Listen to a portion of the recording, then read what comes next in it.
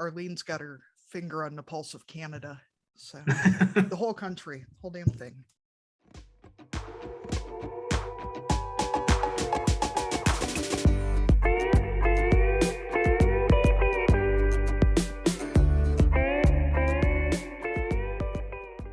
Welcome to Barnyard Language. We are Katie and Arlene, an Iowa sheep farmer and an Ontario dairy farmer with 6 kids, 2 husbands, and a whole lot of chaos between us. So kick off your boots, reheat your coffee, and join us for some Barnyard Language, honest talk about running farms and raising families. In case your kids haven't already learned all the swears from being in the barn, it might be a good idea to put on some headphones or turn down the volume. While many of our guests are professionals, they aren't your professionals. If you need personalized advice, consult your people. Hello, everyone. Thank you for joining us again here on Barnyard Language, or if this is your first episode, thanks for joining us for the first time on Barnyard Language. Katie, what's happening on the farm this week? Well, Arlene, we all overslept this morning, and so I was just out feeding cows, which is why I was late to come in and record this with you. Other than that, we got our first frost yesterday, so harvest has picked up some as things are starting to really dry down.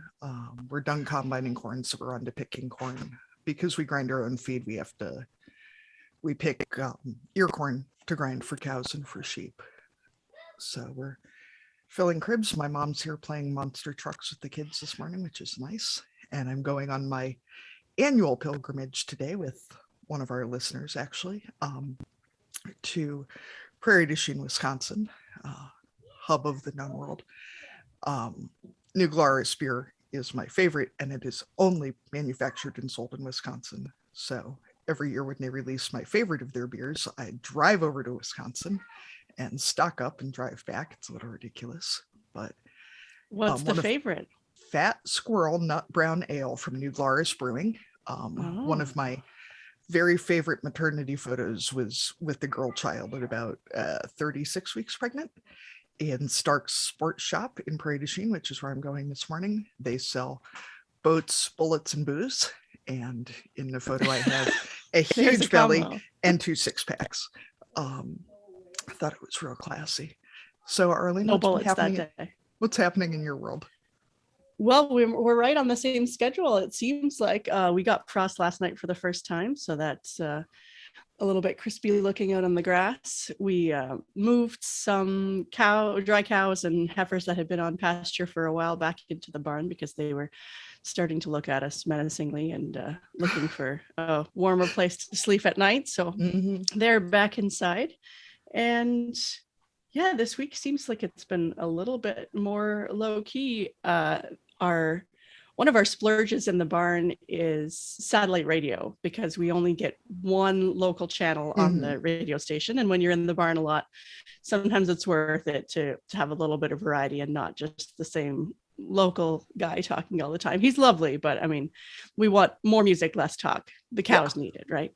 So this week we've been listening to, yes, for sure. Yeah. This week during morning milkings, we've been listening to the 90s station. So we're about the same age. We're in our early 40s, young 40s. And it's been like a high school dance every morning listening to the classics. I told my husband the other day that a song came on that I was too legit to quit. And he just said, okay. And then a few seconds later, he was like, what was that you just said? It's like, I was trying to make a joke. I know you were just, okay, sure. I know we have satellite radio for much the same reasons. And, you know, I listen to a lot of the prime country station, and the other day they said something about, you know, country from the good old days. And I was like, this song is from like 93. Like, I'm apparently very old. Great. You know, like, those were the good old days. They were the good old days. We need more puppy pictures too. Okay. That one of him playing hide and seek the other day with you is just, oh my God. I just love too that his head was where the eyes of Lightning McQueen were. It's just so cute. We're not letting him, he's only allowed in a couple of rooms at this point, and I don't foresee him going beyond that for a little while yet, because when the gate the baby gates happen to get left open, he does this because all the rooms are connected. Our house is in kind of a square. Mhm. So he'll take this mad dash through the laundry room, pick up whatever he can find on the floor, and then just keep running in the circle. It's like, I got something. I don't know if it's a sock or a shirt or what, but I grabbed something. Oldie still does when he's feeling a little anxious. He'll carry off a sock or something, and you'll tell him to drop it, and he's like, I didn't even know it was in my mouth, and then he'll just walk away. It's like, all right, that never happened. Okay, buddy, whatever. So how long is the drive today? Oh, it's like 30 minutes. It's not. Oh, okay. We're real close to the border. You're crossing state lines. Yeah. Now, Amanda Donlin, who listens to the show, shops at Aldi a lot because she only lives like 15 miles from the state line. It's the closest Aldi. It's also in Prairie du Chien. So a couple times a year we try and make a trip of it, and she'll have her 2 little boys along because it's harvest. So thankfully Mom was able to be here with our 2, because the idea of taking 4 children under 5 to go Aldi, pick up beer and a liquor store. Seeing a little, because her oldest is 2 weeks older than Charlotte, I want to say. I remember the first time I held him, I was still pregnant, and so he was, up on top of my belly, sitting on on the shelf. The second time I saw him, we had 2 babies. So it's good. And then I guess the guys are going to keep picking this afternoon, and pretty sure I'm getting an ear infection, so I'm not sure what to do about that. But fun times. It seems stupid to go to urgent care, but it seems stupid to let it wait for the rest of the weekend too. Yeah. Do you get them often? I haven't had one in a long time, but I tend to get a lot of sinus infections. So right. I'm going to take some more decongestants and see if that helps clear things out. Podcasts are free to listen to, but they aren't free to create. Katie and I would appreciate your support as we work to build the Barnyard language community. Patreon is an easy way for you to make a contribution that goes directly to making this show. There are 3 levels of patrons. If you join at the farmhand level of Patreon, you get early access to episodes and the chance to give us input on upcoming shows. At the percolator level, you can listen to our mistakes, and there's a lot of them, see video content like the rabbit agility class, and access quarterly instructional videos. At the good shit level, we will give you naming rights on livestock, barn cats, and future children, invite you to live chats with us, and regular updates from our farms. So I get the honor of introducing our guest today. So our guest is AJ Adams, and AJ is a communications professional and social change advocate based in Southwestern Ontario. He currently works as a communications officer for a research institute for aging in Waterloo, and is the co-founder and chair of the Equity and Diversity and Inclusion Committee. AJ also serves as the president and board chair of the Stratford Perth Pride, and we thank AJ for joining us today. So we asked the same opening question of all of our guests, and that question is, what are you growing? So while many of our guests are farmers, this question also works well to cover the ways you're growing in your career, in advocacy, maybe some plants, pets, anything like that. So AJ, what are you growing? Well, first, thanks for having me. What I'm growing is social change in rural Ontario. As corny as that sounds, it's something I'm very passionate about, and I think it's something that a lot of folks are really interested in, especially within Southwestern Ontario, is seeing the growth of social change, and specifically as why I'm joining you two on the podcast today is to chat about LGBTQ issues and the social change within that community, within rural communities. So AJ, is part of our what is now becoming just a running thing, where in Ontario are you, and where is that from the rest of the world? Since I have no idea how big Canada is.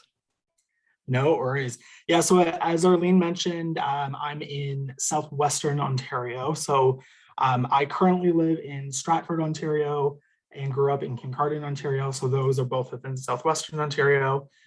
So for folks who don't know anything about Ontario, I am in the southwestern rural area of Toronto. So where I am, I'm about a 2.5-3 hour drive, depending on traffic, to downtown Toronto. So for reference, that's about 6-7 hours from me. 'Cause About Katie asked a while ago, if I was to come to Canada, how far away is Thunder Bay from your place? I was like, well, Google Maps says about a 16-hour drive. So I might not be meeting you there for lunch. Probably not. No, we're quite big up here.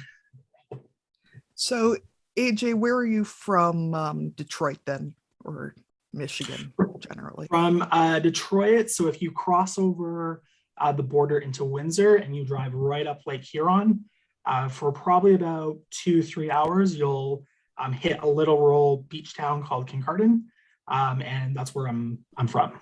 Okay. Yeah, we were discussing the general unfairness of a country the size of Canada being split into 9 pieces. It's ridiculous.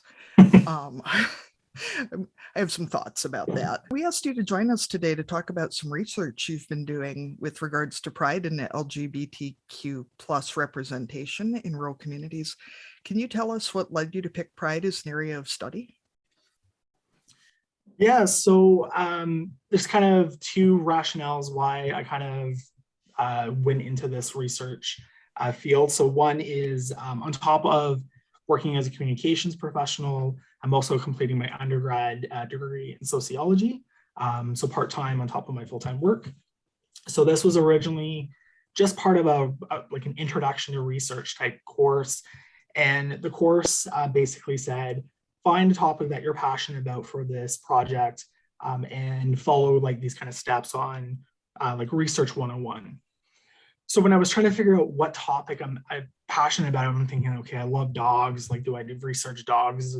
That's kind of silly. So I was really kind of thinking about my own personal experiences growing up as a closeted gay kid in a small 6,000 person town in rural Ontario. And I started thinking, what kind of research questions would I want to know based on that experience? So I kind of narrowed it down and figured out that pride is something that is new. So like pride parades, pride festivals, that's a new concept for small towns. So what kind of impact is that actually have on those small towns? So I ended up doing my research project on exactly that. So does pride make an impact on rural communities? So from that, the results and just the findings within that, it grew more than just a class assignment. It's grown into something that I've used in my role as the board chair of Stratford Perth Pride and helping my hometown Pride and a bunch of different rural organizations as well. It's really just grown, and it's an area that there is a lot of knowledge gaps because there's a little bit of research on rural Ontario and just rural communities. There's a little bit of research on LGBTQ, but when you look at rural and LGBTQ as one piece, there's very little research at all. So there's this big, again, just knowledge gap in that area. So it's really kind of checking off a bunch of boxes.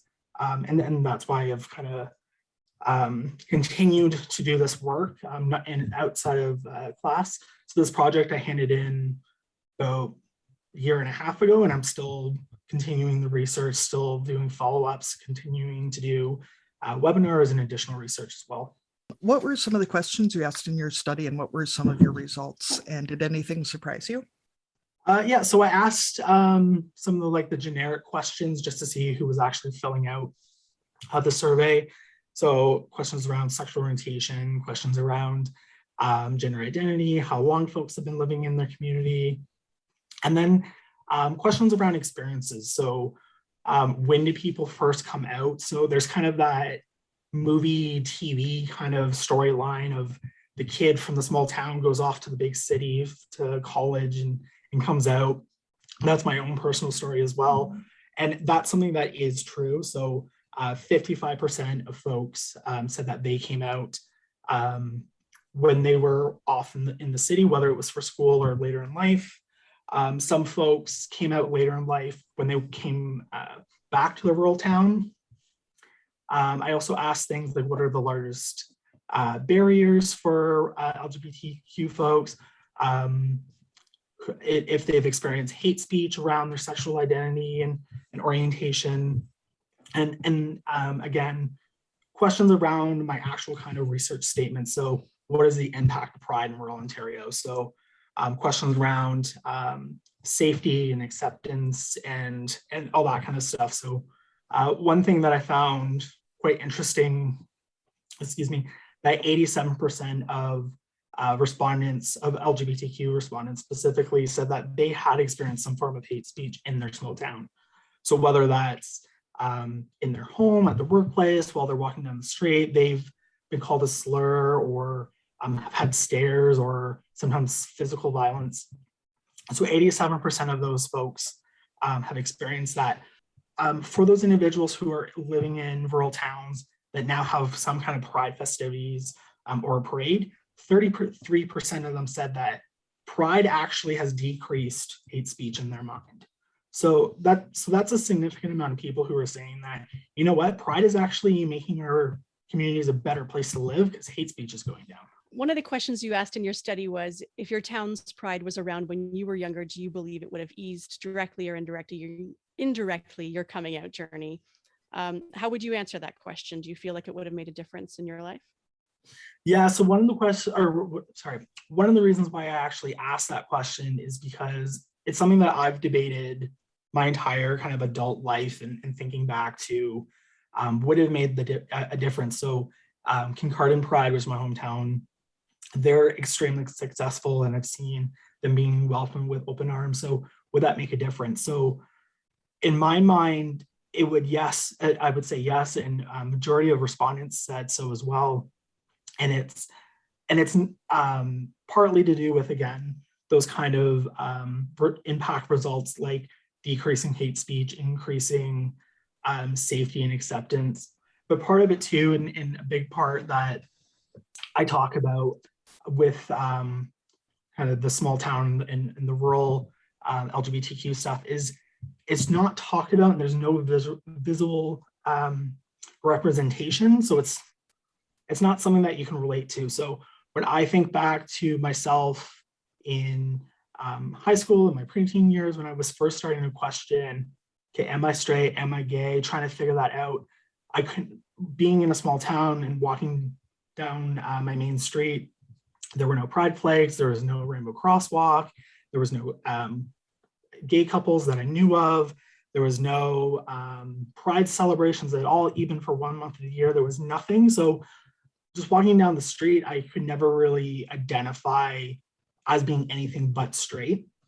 So it really made me think, okay, there is no other for my sexual identity during that time. And then again, just going to that kind of movie stereotype, when you go off to the big city where the LGBTQ community is more prevalent and you see a pride flag year round, you see Pride festivities being celebrated in June and things happening again every street corner and every part of the year, you start to say, you know what, I'm relating to that for whatever reason. Or it's just saying, oh, there's a rainbow flag, what does that mean? And then you start doing just some Googling and then some self-discovery within that, and you think, you know what, I can relate to that, and I'm not straight, I'm gay. Or for other people, it could be around gender identity or different sexual identities.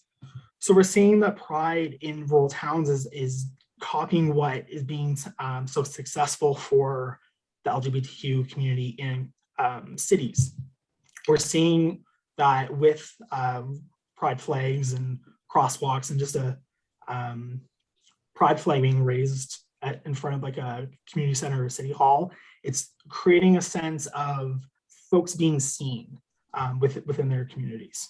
AJ, one question I had was that, talking about the other, that one thing it feels like we're hearing a lot of is, well, there's never been gay people in rural areas. And I mean, that's clearly bullshit. But what response do you give to that?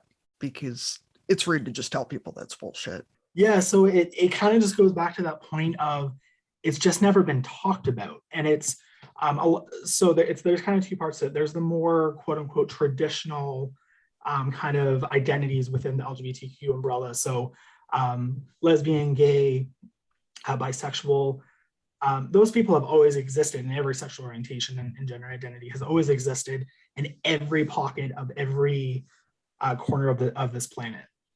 it's just is not talked about. And so maybe some people have been gay, but have just suppressed it so much that they end up marrying a wife and having kids and dying a happy life, even though they weren't fully happy.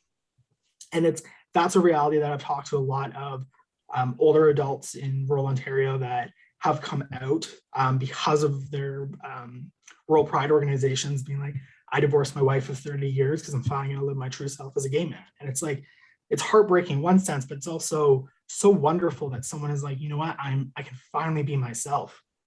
So, and then on the other end of it doesn't exist kind of myth is a lot of people say, oh, like non-binary didn't exist back then, and pansexual and all these kind of newer identities that we talk about.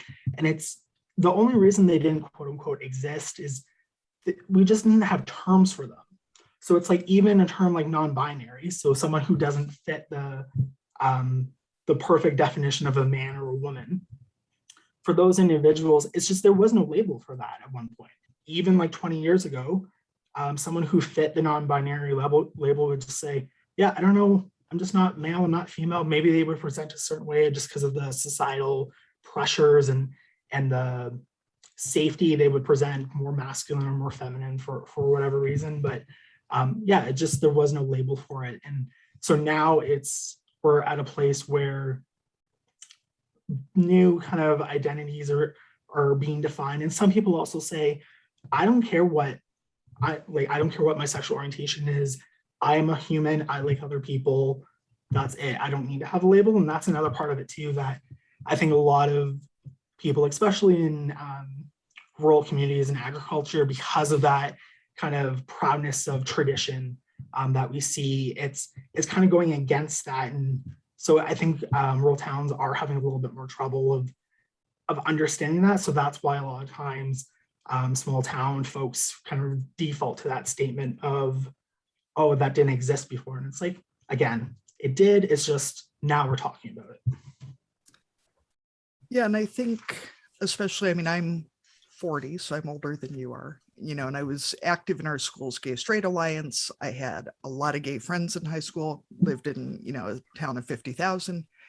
And I don't remember there being anybody who identified as anything but, gay, bi, straight. I don't think there were even any openly identifying as trans kids in our class. But I think, if you're still living at a time and a place where there's not even that recognized umbrella for these things to fall under, it's real hard to get a nuanced name for different things. Yeah. And I think, like you said in your study too, when there's a lack of services sometimes or often in rural areas, or lack of therapy, or even medical professionals who understand where people are coming from, or the types of services they're looking for, then sometimes there is that, wait until I get older, wait till I move away from a rural area and then figure it out. Yeah, and I talked to a lot of people about that issue around social services, and I have a acquaintance who's trans, and he's from a rural town, and he was always nervous of going to the doctor, especially early in his transition, because it's one, he didn't know if his family doctor would be accepting, so that's a big issue. But it's also just, does that family doctor in the small town know about trans health? Because it's when you are this individual was born with female genitalia, so born with a vagina, but identifies as a man. So how does a doctor who's maybe has never met a trans person, how does a doctor navigate that with keeping bedside manner? And so it's quite difficult. So my friend really kind of repressed the transition until he moved away and got a job in Toronto, and said, you know what, there's doctors here who specialize in LGBTQ health. I now have access to folks who can support me, not only just from a accepting and welcoming point of view, but actually understands how to talk to me about my health.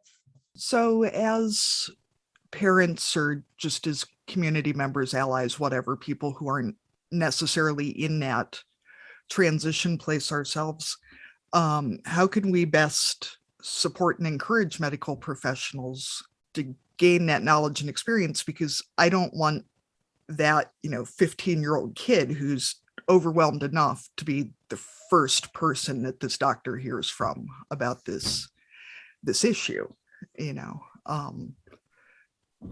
so I'm just wondering what your thoughts are on how to support medical professionals and other professionals in being able to address these needs.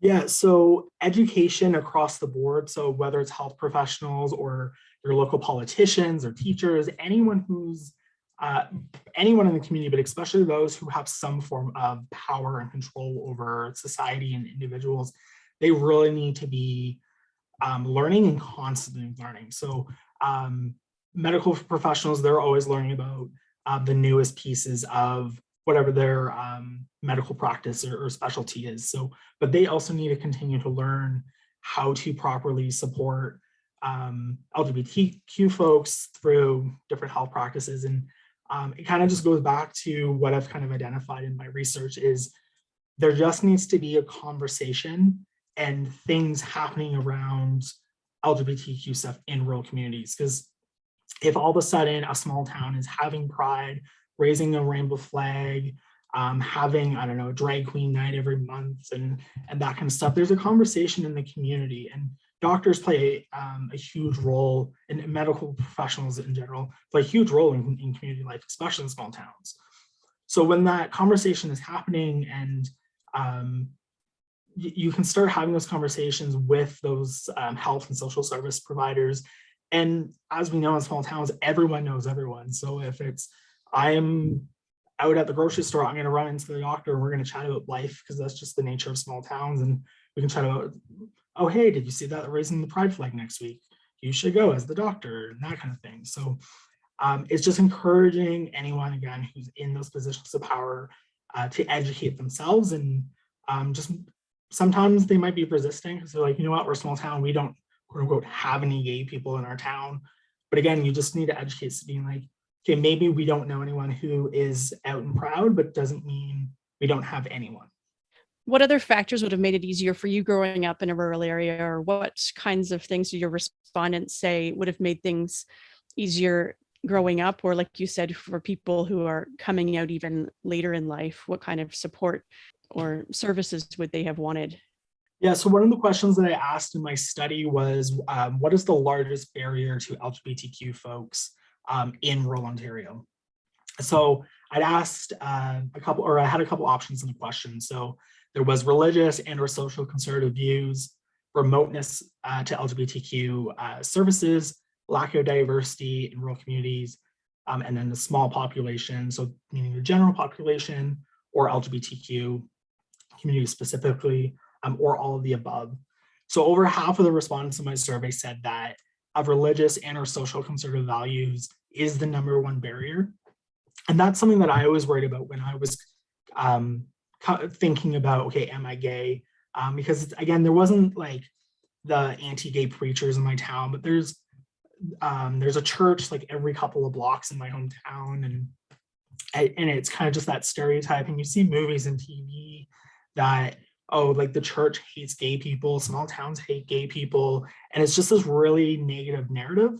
But it's, as I've gotten older and returned to small towns, and I live in a small town again now, I've learned that is very much a myth. And it's, yes, there are people who have strong anti-views against LGBTQ folks. A lot of people default to their conservative values or their religion, but there's also a lot of people who say because they are conservative or because of their religion that they love LGBTQ folks. So it's those kind of like outside the box kind of allies and partners for the LGBTQ folks, I think are groups that we really need to target and have conversations and build bridges with. So that's why I was so excited when you folks reached out to me to join this podcast, because agriculture is not an audience that you normally think of when you think of pride. I'd done another media interview recently, and I used the example of, imagine that closeted gay kid who loves the farm culture. They really, really want to take over their family farm. They would be the seventh generation farmer of their family farm, but they know they will never be accepted because they are gay. So that kid has two choices: live their true, authentic life and lose the farm, or stay closeted and take over the family farm. So how do we make sure that kid gets both? It can be something as simple as put a rainbow flag on your tractor, take it down to the Pride Parade, and just drive it down the street. It's as simple as that. Just seeing that the agriculture community and that local farmers are supportive of diversity is just a huge thing. And again, it's not only supporting the LGBTQ person, but it's also helping rural communities in general, because there's this huge kind of negative stereotype from city folk. It's that small towns equal small minds. And that's something that I say all the time. No, we are small towns with big hearts. And we really need to nip that kind of negative narrative in the butt that LGBTQ folks are not welcome in rural communities. So that's something that I would really have appreciated if I had known back when I was struggling with my sexual identity, back when I was a teen. And I think it would really help a lot of people nowadays as well. I know in our small town, we go to a United Church of Canada congregation that went through the process to become an affirming congregation. And there were some, I'm going to stereotype here and say some of the older people who were saying, well, we welcome everyone. Why do we need to go through the process to becoming affirming? And so through that process, there's a lot of steps that include education and guest speakers and, opportunities to study what the Bible does actually say and what it doesn't. And there's a lot of leaps in theology where there are, some people claim that Christianity is anti-gay, and it's not.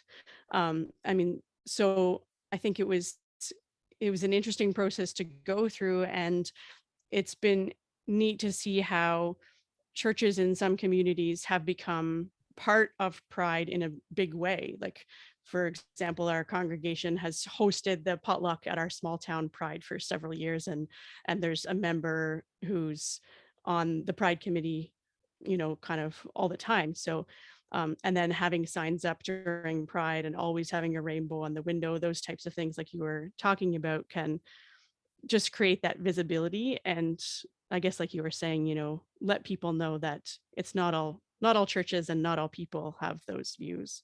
Mm-hmm.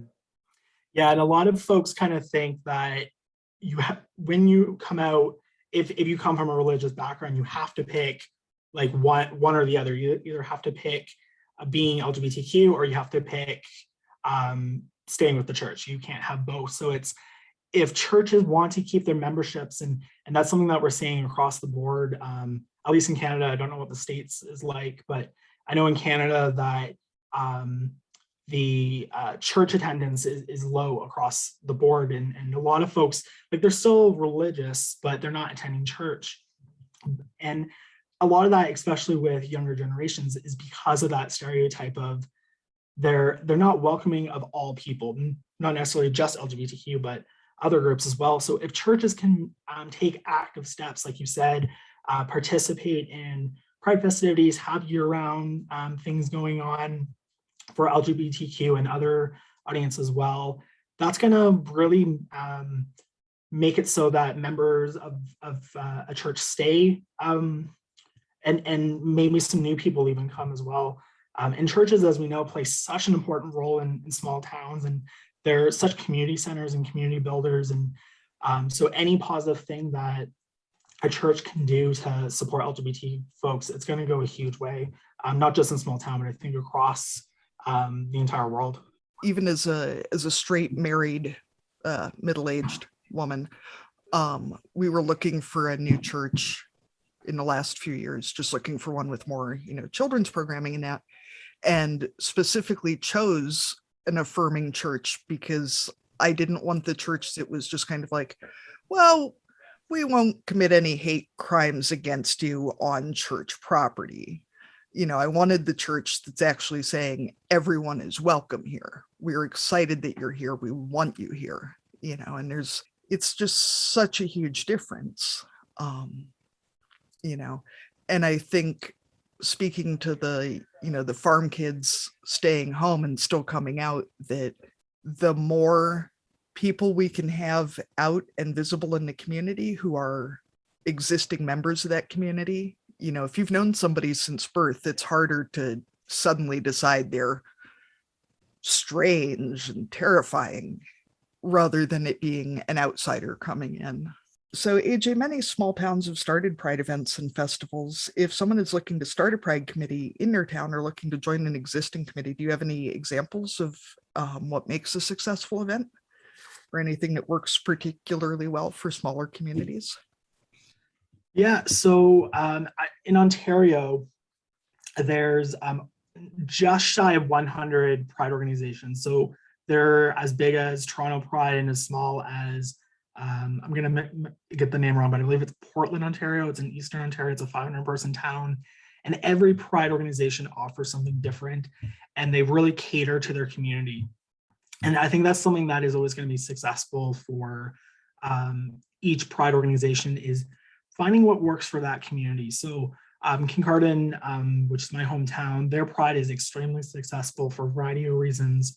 And one of it is that they've really tapped into the festival scene that happens in Kincardine. So in the summer months, there's a variety of festivals. So the Scottish Festival, the Blues Fest, a variety of different other ones. And they try to find those community partnerships. And that's something I would really recommend to any other Pride organizations, especially in rural communities. Figure out how you can partner and leverage the success of other festivals or other organizations. And it doesn't even have to be anything big. Like, a lot of people think of Pride as these big elaborate things in Toronto and New York City and San Francisco. They don't need to be that. It can just be like 50 people walking down the street holding a Pride flag, and a couple of stores having some rainbow stickers on their front door. And it's really just about showing that your community is welcoming and accepting of LGBTQ folks. And at the end of the day, that's all that matters. It doesn't matter if your community is spending $5 or $5 million. It's just make sure that you're doing something, and make sure that it's, yes, celebrate Pride Month in June, but also make sure that you're celebrating and educating yourself and the community year round. AJ, looking over your work, one of the concerns you pushed forward was the idea of rainbow washing.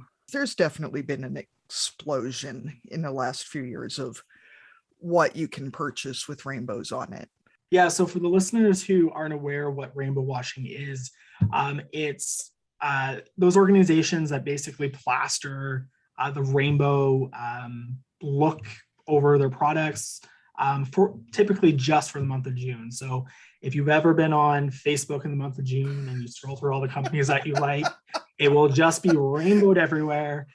And at first glance, it's like, oh, great, look, especially for myself as a gay person, you would think, great, look at all these companies that love me and celebrate me. But the problem with that is that if you actually look into some of these companies' practices, it's all just performative. It's just a marketing trick. And some companies are worse than others. Like, some companies will have a Pride logo on all their social media accounts. And that same month, they'll also be donating to a bunch of anti-gay campaigns. So it's really odd. And then there's also the companies who their only Pride kind of related initiatives is just the month of June, and they just, again, slap their rainbow logo up on social media, and maybe they'll put out like a bag of Doritos with rainbow coloring for whatever reason. It's like, okay, that's nice, but like, what are you actually doing? So if you look at, some case examples to look at. So Bud Light, for example, when you buy a 6-pack of their rainbow cans, excuse me, during the month of June, they'll donate to Rainbow Railroad, which is an organization that helps LGBTQ refugees around the world come to Canada. So they're actually doing something. And it's, Say you we can didn't get any rainbow Bud Light in Iowa, I don't think. Yeah, I think it's a Canadian Not in our thing. town. But it's like companies do things. So it's like, but at the same time, it's not a bad thing that these companies are doing rainbow stuff and showing celebration. And like some stores like Walmart and Target will have like rainbow displays, or you go to like a bookstore and there's all like the LGBTQ authors. And it's like, all these things are great, but we need to start demanding more from people. So it's, what is AT&T doing with LGBTQ stuff other than updating their logo? What is Home Depot doing? What is Pfizer? Like, what are all these companies actually doing in Pride Month as well as year round for LGBTQ people in the public, but also their employees? So a lot of the times we'll see, and I know the US is worse off than Canada, unfortunately, but when we look at like employee discrimination and things like health benefits, a lot of the times same-sex spouses won't get benefits just because that's the nature of how benefits are written. And again, it's more so in the States. It will say the wife will get X amount per year, but it's, again, as a gay man, I'm not going to have a wife. So it's, if I have a husband, he's not going to get anything just because of the nature of how a policy is written. So it's, again, we just got to investigate more. And then it's even outside of kind of the big corporate companies with rainbow washing, is businesses and social services and different things like that, who are also putting up rainbow flags and rainbow stickers. That can also be an issue sometimes too. So an example that's happening in Ontario right now, and I'm sure it's happening in the States as well, is around school boards. So in Ontario, there's multiple school boards, but there's two separate types of school boards. So there's the public school boards, and then there's a Catholic school board system. So they're still both mandated by the Minister of Education, but they do have more flexibility. One, again, be more public, and one has a Catholic lens to it. So we're seeing more and more school boards voting in favor of putting out rainbow flags at their schools or the school board office. Again, sounds great, but if you actually look at the school board curriculum for the Catholic school board, it says the family life education curriculum teaches that true love can only be between a man and a woman, among other things. So it's, again, it's one of those things where it's like, okay, great, you're putting up a pride flag, but you're also teaching the gay kids that you're celebrating that they're never going to have true love. So it's, we got to, again, say, yes, do celebrate, but demand more. My eyes just like rolled all the way around at that. Sorry. It's so bizarre to me that it's, you know, be proud, but don't expect to actually be treated as an equal. You know, Yep. Don't expect to actually be able to visit your partner in the hospital or have custody of your own children or Yep. whatever else. So one of our goals for this podcast is to provide support for farming parents. Do you have any suggestions for resources for parents to foster healthy and open discussions, such as programs, books, resources for our schools, or anything else of that nature? Yeah, so there's a variety of stuff online. I'm probably going to name more Canadian things, and I don't, not too aware of US-based stuff. But for the listeners who are in Canada, or if you just want to go to these Canadian websites, there's organizations such as LGBT Youth Line. So they're a crisis support, peer-to-peer networking for LGBTQ youth who need support. Kids Help Phone is another one. They have a variety of different resources. In the States, actually, there's an organization called the Trevor Project. So they help LGBTQ youth. And they're probably the LGBTQ youth voice in the States. So they're a really great resource to connect with. Something that I tell a lot of people through my presentations is that we, in general, although there's exceptions, when we talk about LGBTQ folks, we do an okay job at talking about and advocating for the LG and Bs, the lesbian, gay, and bisexual folks. But when it comes to the Ts, so trans individuals, we don't do as good of a job. And a lot of times it's just nervousness and just misunderstanding. Even though they're part of the acronym and part of the community, there are separate issues with in gender identity versus sexual orientation. So a really, really good documentary that I recommend everyone watches is called Disclosure. It's on Netflix. So it looks at Hollywood's representation of trans individuals. So it talks about how trans folks are portrayed both in history and modern day and the causes and the roots around it. And it's, again, I've made my entire undergrad degree around LGBTQ stuff, and I've always kind of viewed myself as an ally to all and all that corniness. But watching this documentary, it really opened my eyes and made me realize, you know what? I don't know enough about the trans experience. I didn't realize that there are movies and TV shows that I love that depict trans people in a really awful way. And I think, especially for parents, it's kids watch a lot of content, even if you like can monitor how much TV time or screen time that your kids get. They watch stuff when they go over to their friend's house, and it's even like things that are made for kids, like more so like some older movies, but a lot of movies and TV shows depict trans folks in very stereotypical ways of victims and in weird like sex worker ways, and it's just not right and doesn't depict trans people as people. It just paints them as kind of a stereotype. And so anyway, so Disclosure on Netflix is a documentary that I have very highly recommend. Thinking about that, we do see trans people, especially in the media, as being victims or predators, and or jokes, or kind of all three, but not anywhere in between. Yeah, and the Disclosure documentary covers this. So in the movie Bruce Almighty, the main character ends up kissing a woman, and then finds out that the woman is a trans woman, so was born a man. And there's this running gig for about 10 minutes straight of him barfing and rinsing out his mouth and brushing his teeth and showering and boiling himself with hot water just because he kissed a woman who happened to be born a man. And it's such like a well-known, loved movie, and you watch it and you're like, you know what, that is disgusting how you would portray a human being. And it's those kind of things that we really need to put a more analytical lens on, especially when we're talking about children and what they're consuming and absorbing, and whether that's TV or movies or video games or what they're being taught in school. We really need to say, are people, and not just LGBTQ folks, but Indigenous people and Black folks and Asian folks, are they being talked about in the correct narrative? Are their experiences actually being validated? And I think that's extremely important. Well, and I think especially for more commonly, rural folks of a certain age, as some of us are getting to, there's a lot of, if I don't know the right way to talk about it, I'm just not going to talk about it at all.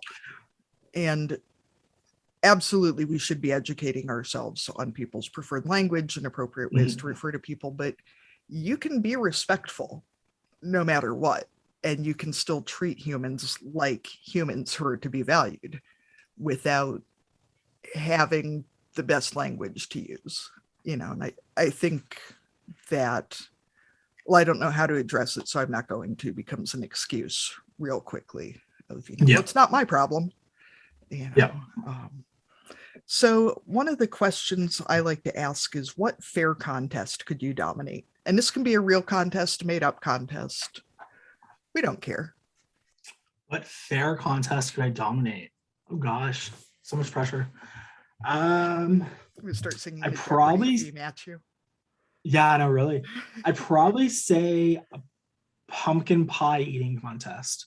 I love pumpkin pie. I think it's the best flavor, and I could just eat pies all day long.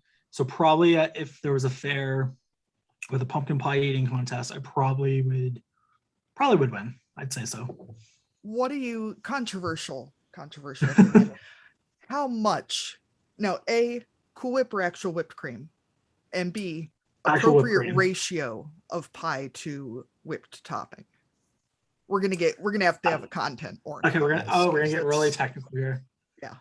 I just like a little dollop of whipped cream, so just like a little spray. But are we talking like canned whipped cream or like actual from a cow whipped with a whisk? I mean, I don't live on a farm, so I don't have access to a cow directly. So my go-to is typically just like the spray can. Okay. But if I had the choice, so if you have some actual whipped cream handy, feel free to send it my way. Okay. Well, I wasn't sure if we were talking, I think the stuff in the can might actually be dairy based, unlike my preferred Cool Whip. I also am a pumpkin pie connoisseur, but I'm a big believer in a firm layer of Cool Whip, which is disgusting, and I would normally never use Cool Whip on anything but Jell-O and pumpkin pie. So now it's time for my favorite segment, which we call Cussing and Discussing. So this is where we discuss the good, the bad, the ugly, the funny things. AJ, feel free to join us on this one. So AJ, do you have anything you'd like to cuss or discuss this week? Or would you rather Arlene went first? I see she's back. Yeah, you folks go first, and I'm sure I will jump in. I will unmute and hope that my internet stays connected. I did one of those text the husband downstairs and say, kick some kids off of devices so that my internet will start working better. So first we'll curse rural internet, which sometimes works and sometimes doesn't. And then my other cussing for this week is going to be, I mean, we've all been cursing it for a long time now, but pandemics suck. And my kids have colds this week, and I'm pretty sure that's what it is, because one of the vaccinated ones is the one who had the first symptoms, but now there's a cough. So that meant we had to go and get tested today. But I will say thank you to science, because the test they got today didn't have to like go right up and touch their brains. They have a different kind of test for kids. So it's just like a bunch of swabbing in the mouth and then just a little bit up the nose. And they use the same swab, but they do the mouth first and then the nose. So that's also a bonus. And we got all three of them done with no tears. So that was good. And then in typical Canadian fashion, we went for Timbits at Tim Hortons afterwards. So it all worked out. Katie, do you have something to cuss and discuss? Arlene, I'm going to cry just thinking about Timbits. Okay. My dad's side of the family lives in northwestern Pennsylvania, so actually not as far from Ontario. I mean, it's good that you know what Timbits are, though. I do know what Timbits are because they have them in Pennsylvania. They have them lots of places, just not in Iowa. The discussing I had for this week is, so AJ, our kids are 3 and 4, and we've been trying to educate them about different people and, the 4-year-old approach to trans folks, and that basically, we trust who someone says they are and not our guess as to who they are by what they look like. That if somebody looks like what we think a girl would look like, but they say they're a boy, then they're a boy, and we just go with that. And it's honestly already come back to bite me in the ass, which I didn't really anticipate. Our daughter brought a cat in from the barn and is quite insistent that the cat is female, and the cat is quite clearly not female. And I'm, making appointments for the cat to be dealt with so that we don't get more little cats. And, I took the little girl into the vet with me and was asking for a neuter, and the little girl is saying, about her girl cat. And I was just like, don't argue with her. This is not a conversation I'm prepared to have.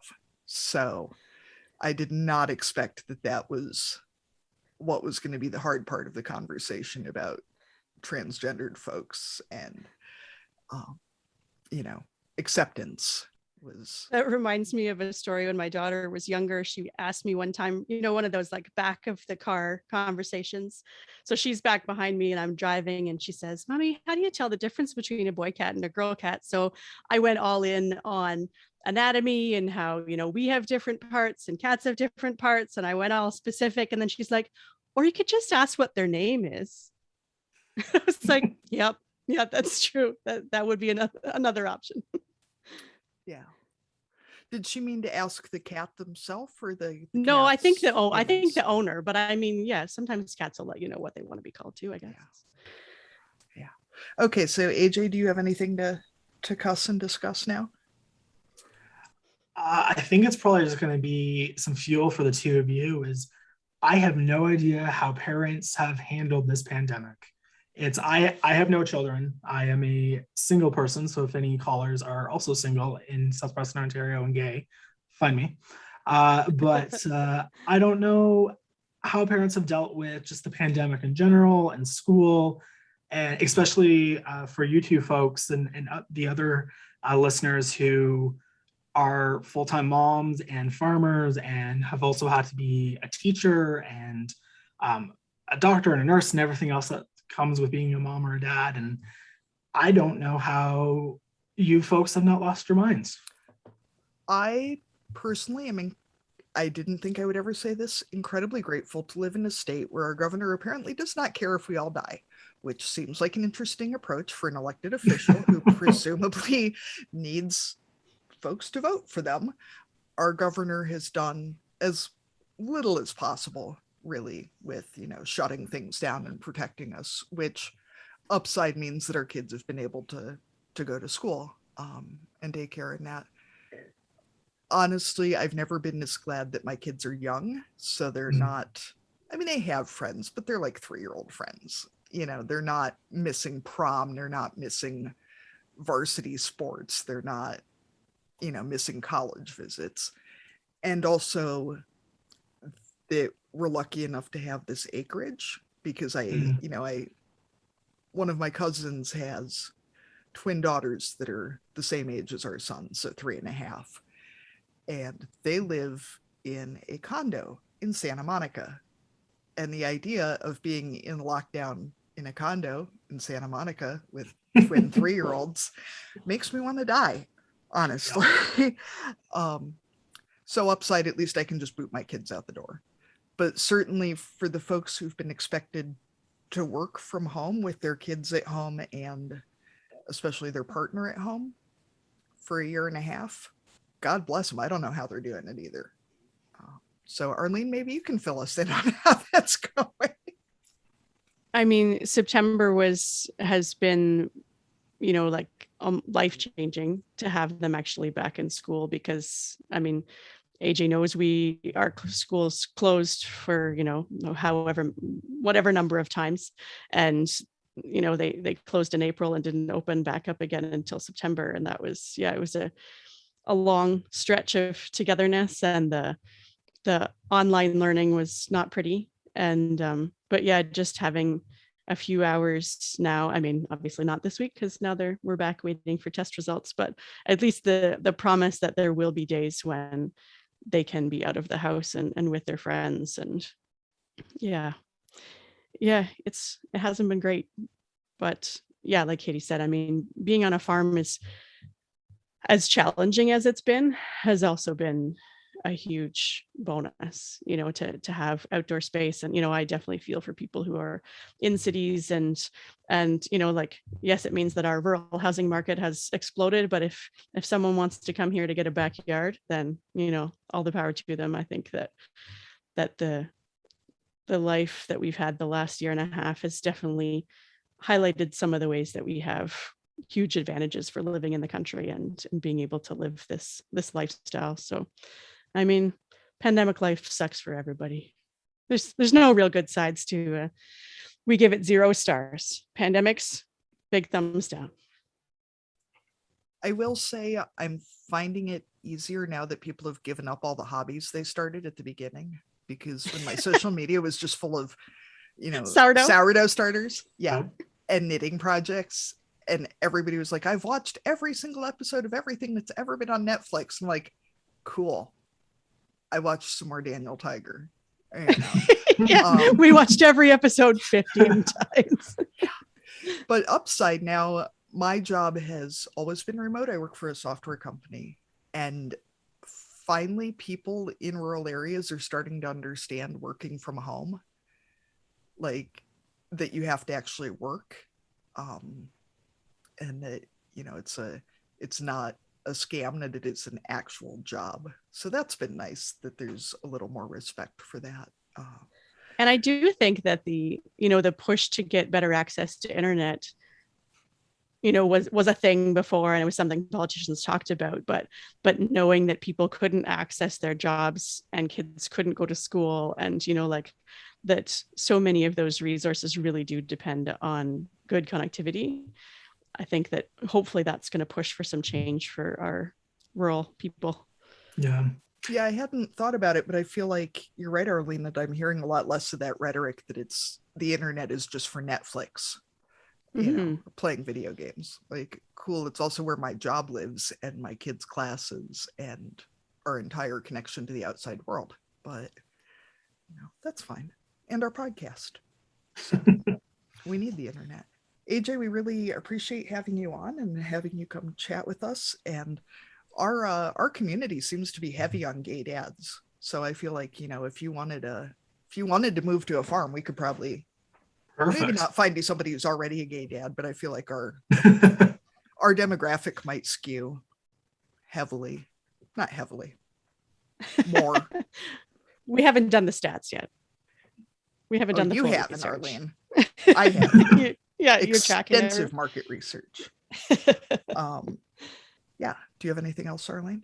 Do you want to? You always do the thank you. I can't do this. Sorry. Yeah, it does actually sound quiet in my house at the moment. I'm not sure what he did with everyone. But I know it got quiet out here too. I assume Jim drugged them or something. Yeah. All right. Okay, Arlene, do you want to wrap up? Okay. You want me to start again?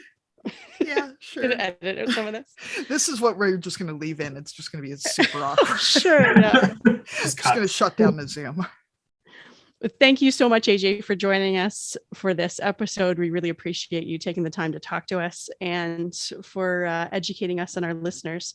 And we hope that everybody, if they don't have a Pride in their community, will start one or support one or travel to the next town and attend one next June or whenever Pride happens in your community. So thanks very much, AJ. Thanks for having me. Yeah, thank you. Please join us again next week while we're catching up with Maida Edwards, who will be talking to us about eating disorder recovery and raising kids on a farm. You can find us as usual on social media at Barnyard Language on Instagram and TikTok, Barnyard Pod on Twitter, and on Facebook at Barnyard Language Podcast. And you can ask to join our private group, which is Barnyard Language Group, also on Facebook. We'd love it if you'd support our Patreon, help, support the coffee fund that keeps us all going, and we'll see you next week.